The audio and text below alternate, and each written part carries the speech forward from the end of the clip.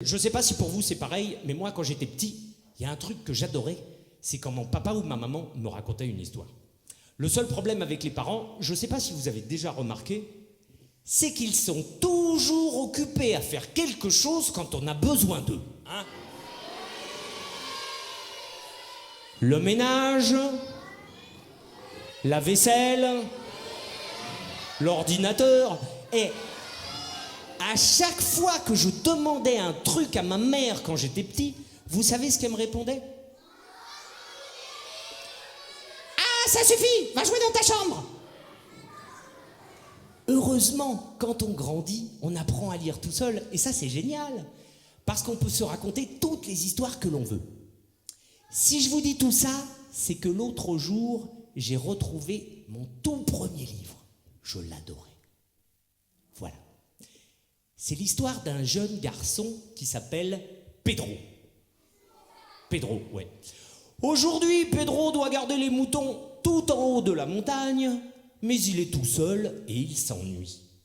Il a bien amené un ballon avec lui, mais les moutons, ils savent pas jouer au foot.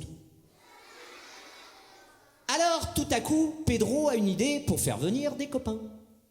Il se met à crier.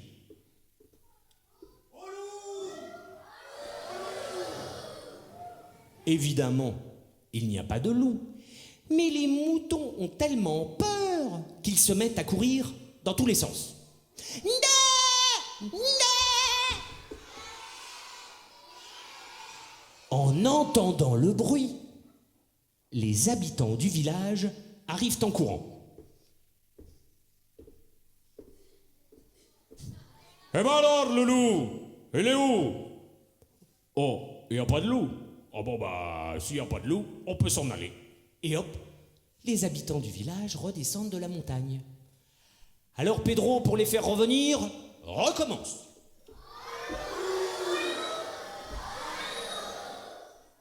Et les moutons qui sont bêtes comme leurs pattes.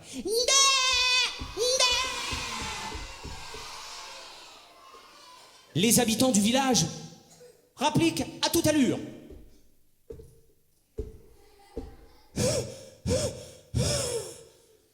Eh ben alors, le loup, il est où?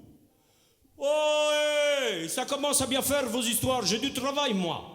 Et hop, une fois de plus, les habitants du village redescendent de la montagne. Seulement cette fois-ci, Pedro se retrouve tout seul avec ses moutons, et savez-vous qui apparaît derrière un rocher? Un loup. Un grand loup, poilu et affamé. En apercevant le loup, Pedro se met à hurler.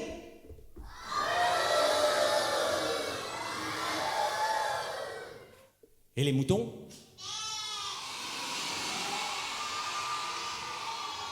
Seulement cette fois-ci, les habitants du village n'ont pas cru Pedro et ne se sont pas déplacés. Et à votre avis, est-ce que le loup a mangé Pedro? Vous avez raison, cette fois-ci, Pedro a eu beaucoup de chance. Le loup a préféré manger les moutons. Eh oui, c'est meilleur. Et comme ça, une fois débarrassés des moutons, Pedro et le loup sont allés jouer au foot.